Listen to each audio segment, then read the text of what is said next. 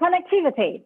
It can be the glue that keeps us together, and never more so than in a time like the midst of a pandemic that we are at, when we're all isolated at home and starved of the face-to-face connections that we're so used to in our daily lives. But what would happen if that connectivity is at risk? What would that mean to our conversation, to our interactions, even for our safety? So today we'll learn what it takes to keep that glue strong and to keep us all connected when we need it the most. Good morning, I'm Cecily Ng, and welcome to another weekly live conversation as part of the Salesforce Leading Through Change series, when you get to hear from leaders who are trying the best to get through these challenging times while giving back to the communities.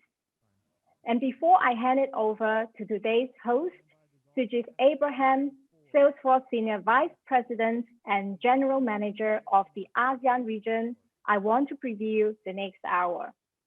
Sujith will be interviewing NiQ Lai, co-owner and CEO of the Hong Kong Broadband Network, and how the digital-first strategy has allowed them to pay it forward and help Hong Kong getting through COVID-19 stronger than before. We will then dive into a live demo demonstrating the power of an integrated platform, and we'll close with a special performance from Leona Lewis. So for those of you watching on Twitter, you would want to go to salesforce.com/live for that portion of the show. And as we do every week on Leading to Change, we want to help those who need it the most. Millions of people are already rely on the United Nations World Food Program for the food they need during the pandemic. And COVID-19 is making situation worse.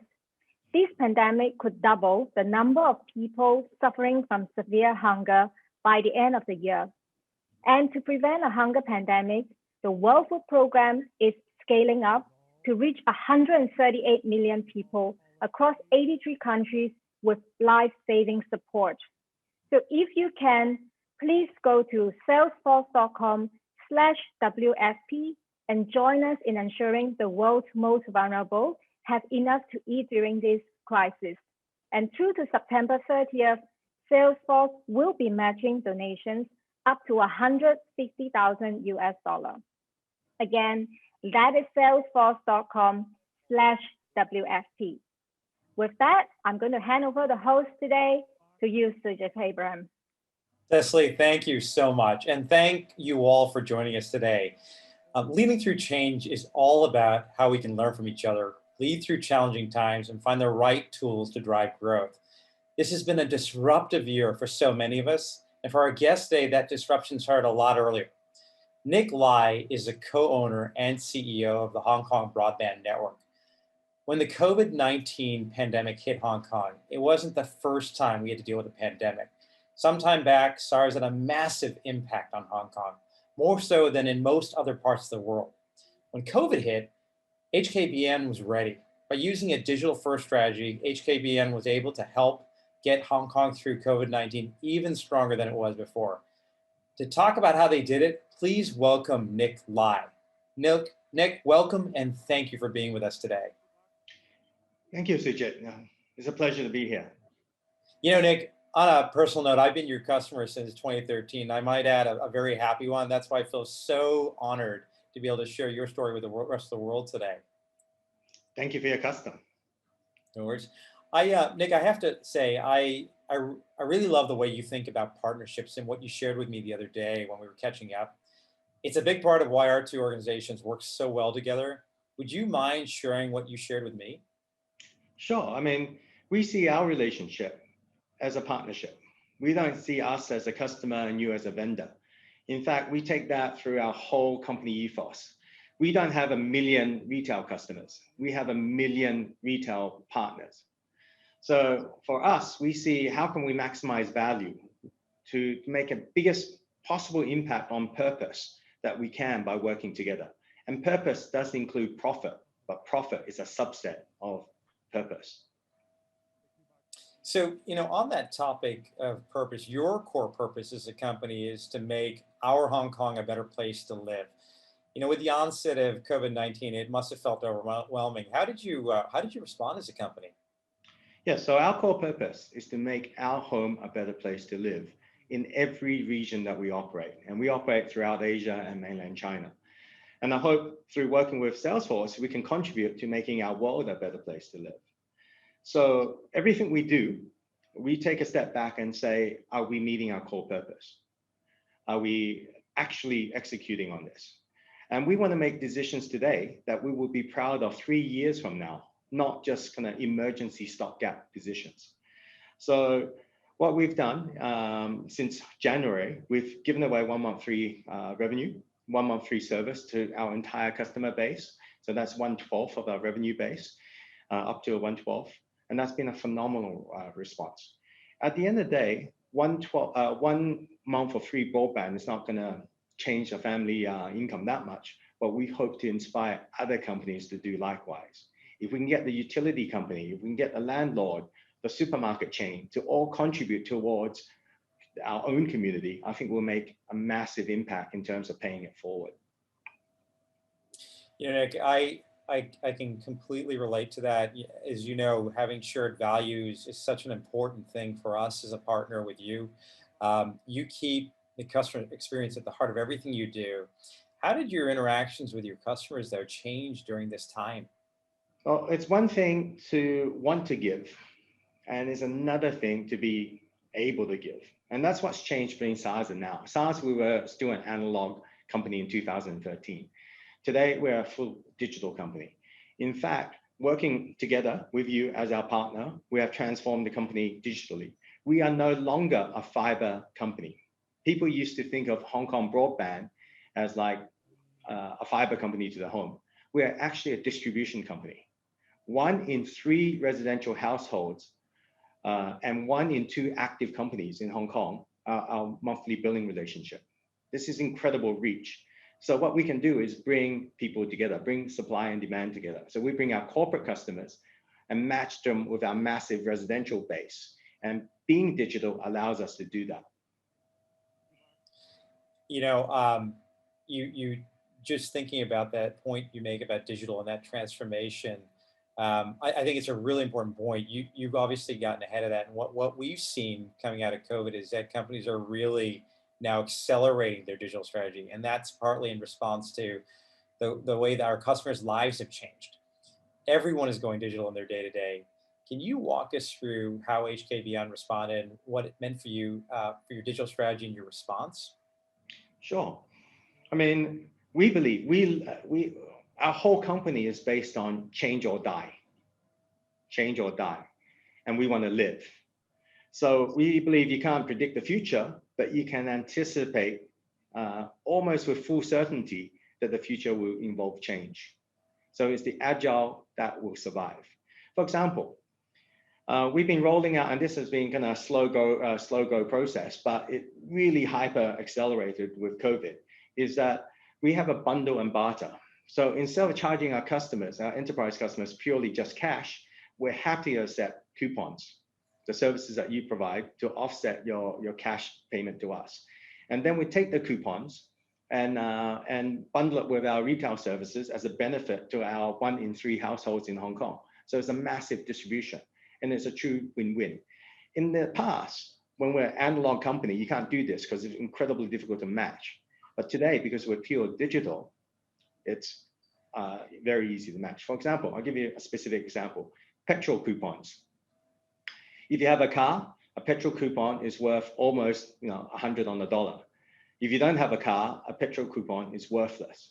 So when we do a bundle and barter, when we get petrol coupons, because we're a digital platform, we can directly match the coupons with the people who have cars who want a petrol coupon.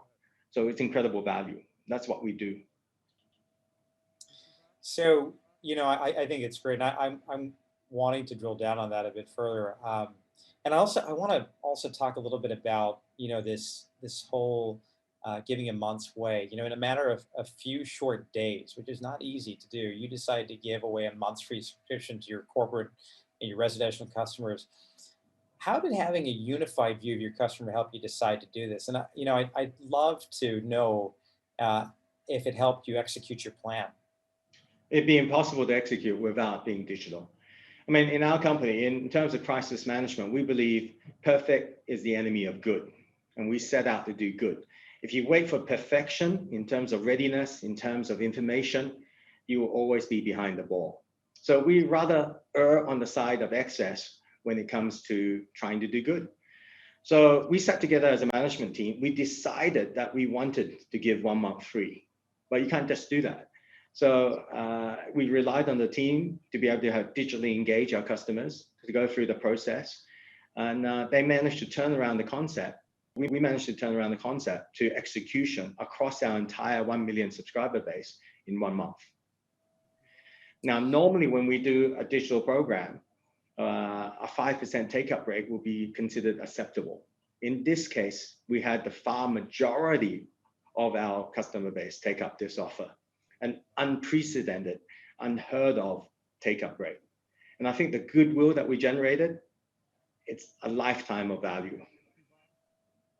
That's incredible. I know you've also used, you touched on the whole point about the vouchers. And I know when we were catching up for lunch the other day, this whole idea of matching, because I think, it's a really unique way to think about vouchers. And you talk about redemption and how important that is to consider and how people value vouchers. Can you talk a little bit about how you're leveraging your unified view to make sure the right people get those vouchers and so they value them and so that they're not going to waste? Yeah. For example, let's say you receive a movie ticket. If you don't go to movies, the ticket's not worth much. And this is the problem that we had before as an analog company.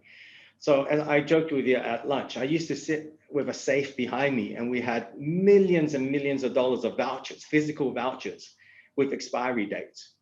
And it's a very inefficient way of doing marketing if you're mailing someone a physical voucher and you don't even know if they want it. So now being digital, we can easily match. Now think about the middleman cost between distribution and the customer. It's massive. We're cutting out the middleman. So our customers, our enterprise customers, get much higher profitability, and our retail customers get vouchers that they love. So you almost have a dollar-to-dollar value creation without the leakage by doing this matching. And we're in a phenomenal place to do it because of our reach. The 1 in 3 households in Hong Kong, the 1 in 2 active companies in Hong Kong. The whole bartering approach, I remember when I first heard this about HKBN a number of years ago. It's a very new way to think about a relationship, a partnership. I'd love for you to share a little bit about how you came up with the concept. Was it easy, for example, to drive this sort of a relationship with your customers or your partners, rather? I'd love to learn a bit more about that and the impact that's had on the depth of your relationships with your partners. I think the starting relationship, the starting ethos is we don't see us, as I mentioned, we don't see ourselves as having customers. We see ourselves as having more than 1 million partners. And our approach is, how can we help our partners make money? How can we make our partners achieve purpose better? And that's the ethos. So when we look back at the assets that we have that reach, how can we intermix the reach so that we can create purpose and create value and create money? And that's the same relationship we have together. I think that's why Salesforce and HKBN comes together. We were very inspired by your 1 + 1 + 1. And that's why we decided to give away 10% of our revenue in January this year. That's amazing. 10% of your revenue.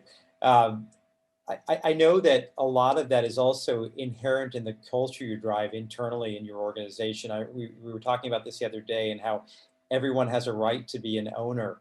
I even love the fact that when I was exchanging notes with your assistant, one of the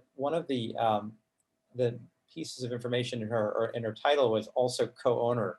I'd love to hear a bit more about the whole co-ownership concept, because I think this is very, very unique in the way you think about it and the way the entire HKBN culture runs and how you drive your ethos internally. Maybe I'll respond to that question with another question.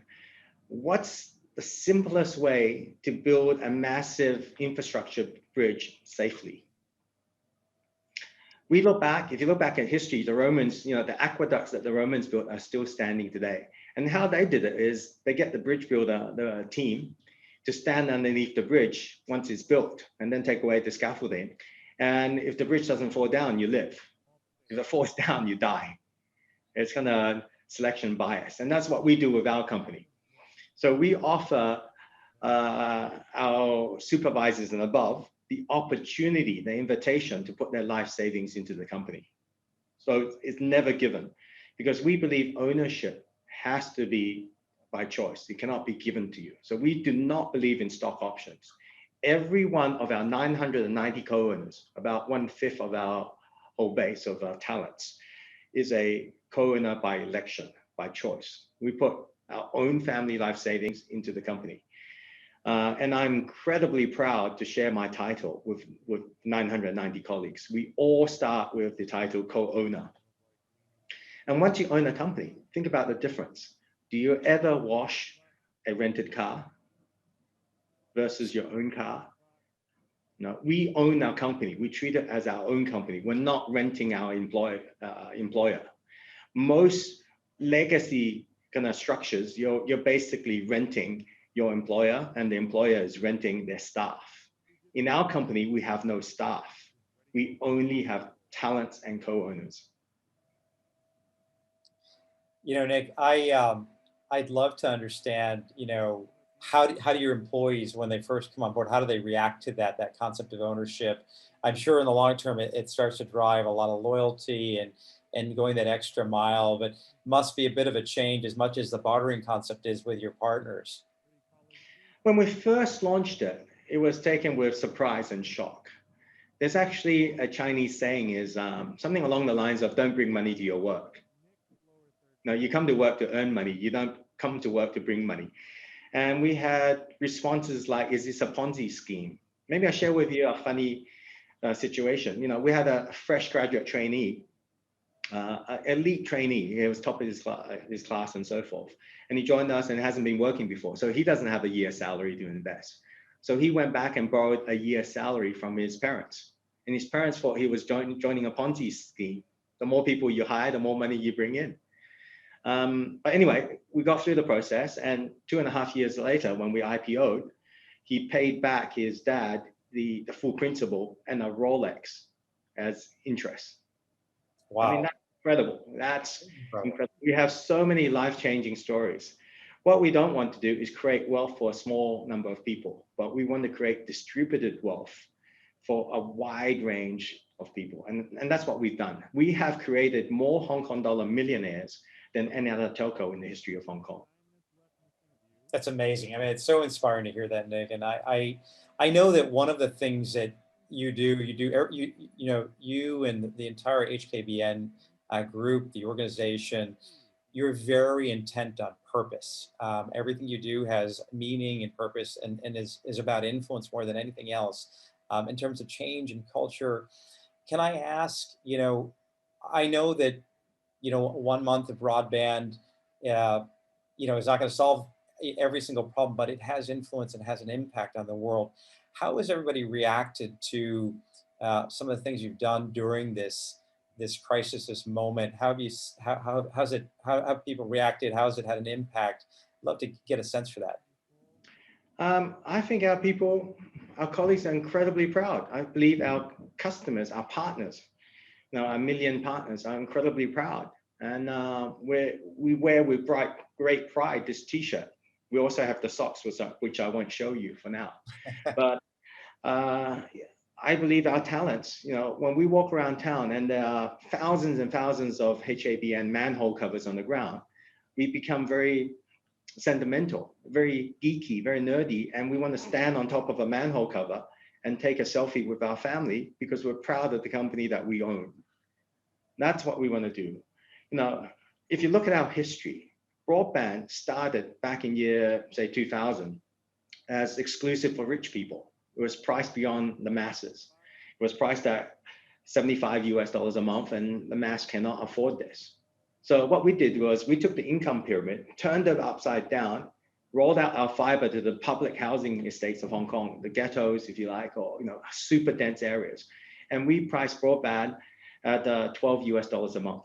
Rocket fast broadband in year 2000, $12 a month.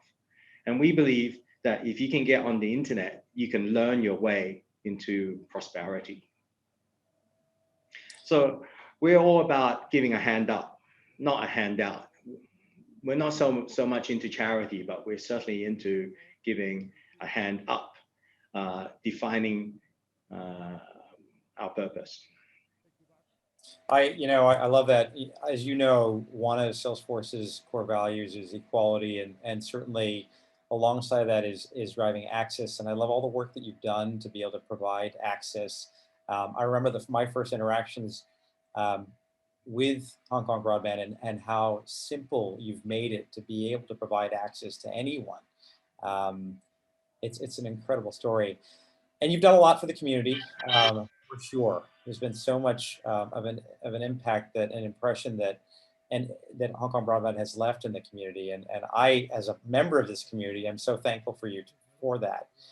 As we think about reopening, and with Hong Kong being on the forefront of the reopening process, what advice do you have as the rest of the world looks to reopen safely?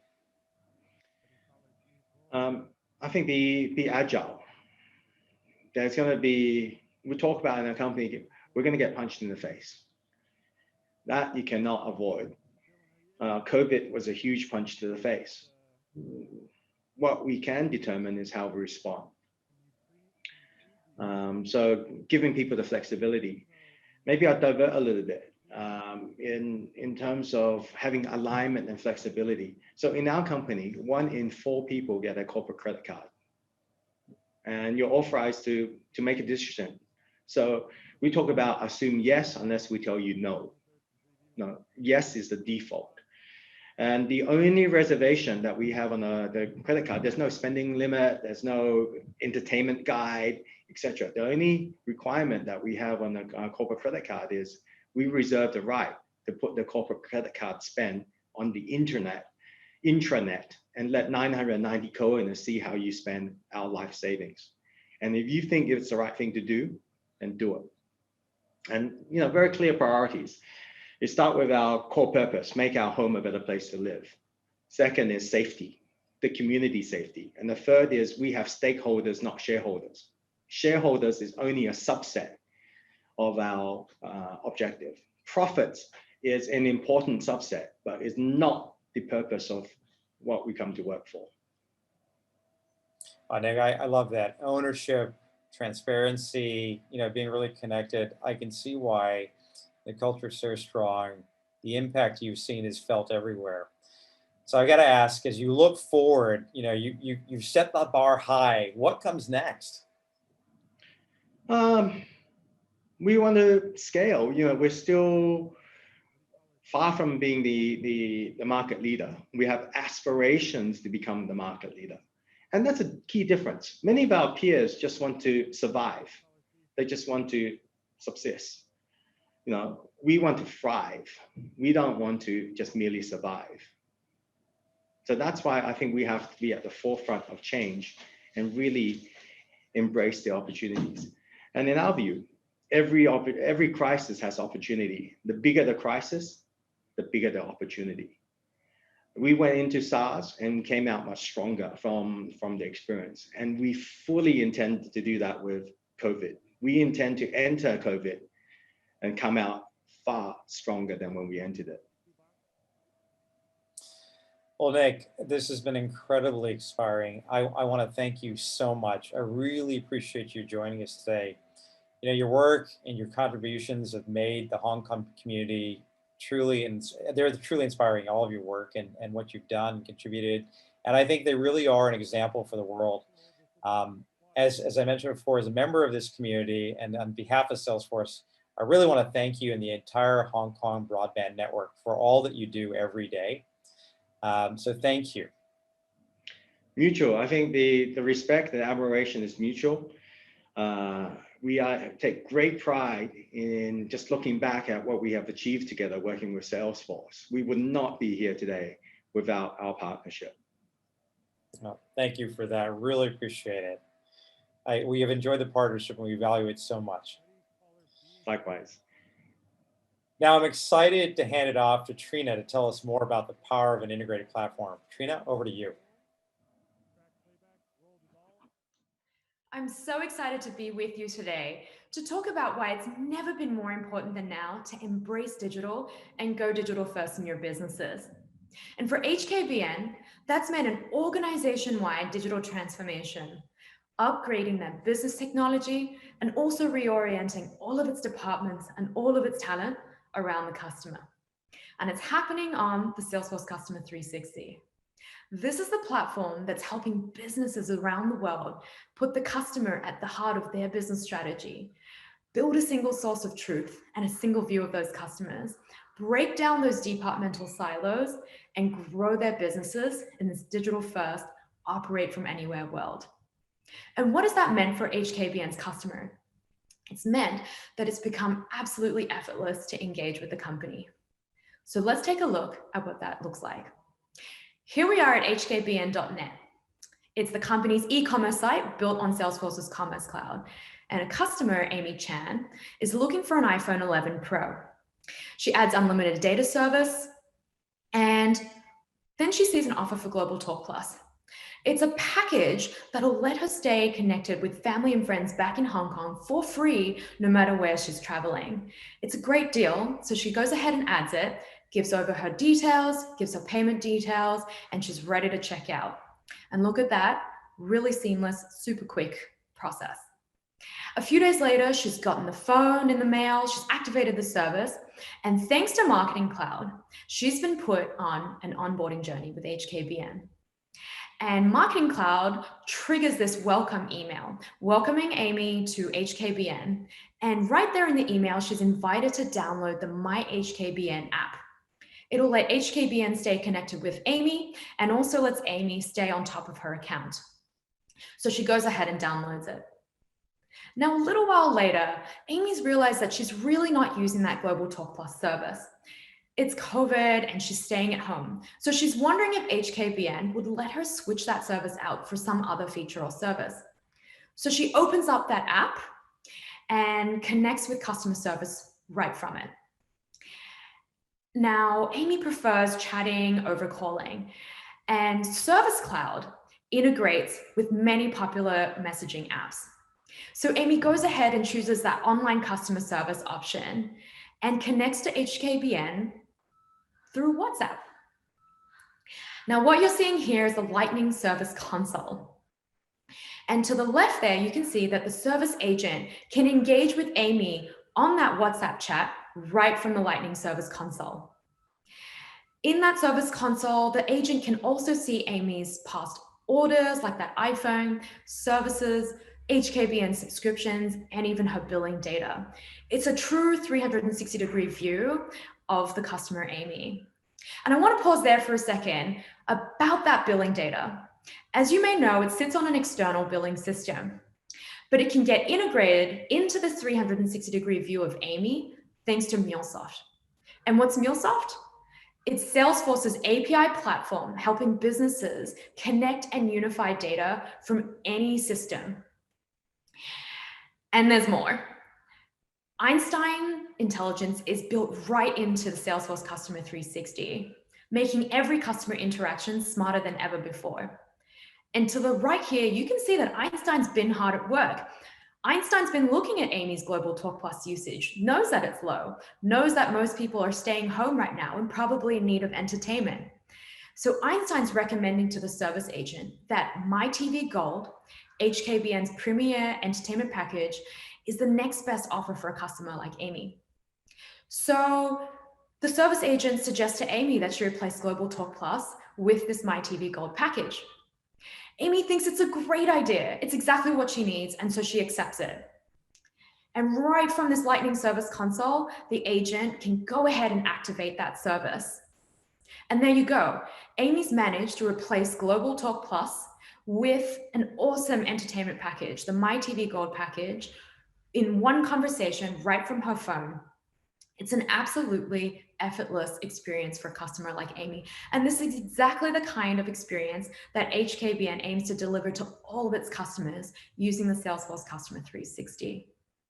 So just to recap what we saw how Salesforce is helping HKBN build a single source of truth of its customers using Commerce Cloud, Marketing Cloud, Service Cloud, MuleSoft, and even Einstein AI. But we've only just scratched the surface of how HKBN is leveraging the full power of the Salesforce Customer 360 to deliver wow to its customers. So we encourage you to go learn more about this story and how HKBN is using that full Salesforce Customer 360 at salesforce.com.